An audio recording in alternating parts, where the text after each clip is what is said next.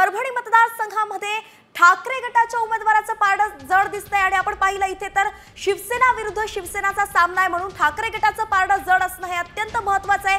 नेमकं इथले संभाव्य आमदार कोण आहेत ते पाहणं गरजेचं आहे। तन्मय अगदी आणि पाहूयात, कारण परभणीमध्ये मतदानाचा टक्का देखील वाढलेला आहे, त्यामुळे त्याचा फटका कोणाला बसणार आणि फायदा कोणाला होणार पाहूयात। काय एक्झिट पोल आलेला आहे समोर। परभणीचा संभाव्य आमदार असणार आहेत राहुल पाटील। ठाकरे गट विरुद्ध शिंदे गट अशी लढत इथे रंगल्याचं पाहायला मिळालं।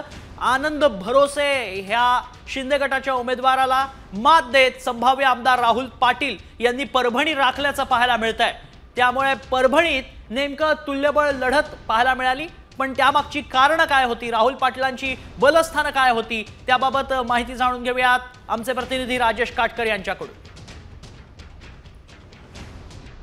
परभणी विधानसभेमध्ये ह्यावेळेस सुद्धा विद्यमान आमदार डॉक्टर राहुल पाटील यांना उमेदवारी दिली आणि त्यांच्या हाती सुद्धा मशाल देण्यात आली आणि त्यांचे आतापर्यंतचे पारडे जड आहे।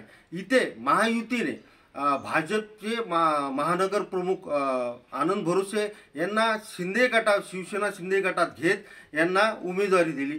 त्यामुळे शिंदे गटातली कार्यकर्ते हे आनंद भरोसे यांच्यावर नाराज आहेत आणि त्याचा फायदा शिवसेने उद्धव बाळासाहेब ठाकरे गटाचे विद्यमान आमदार राहुल पाटील यांना निश्चितच होणार आहे।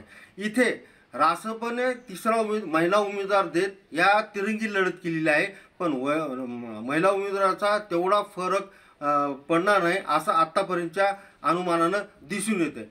परभणीमध्ये जवळपास यावेळेस मताचा टक्का हा कमी झाला असून 62% मतदान झाले आहे। परभणी जिल्ह्यातल्या इतर 3 विधानसभा मतदारसंघामध्ये हा मताचा टक्का हा 70% वर गेला आहे।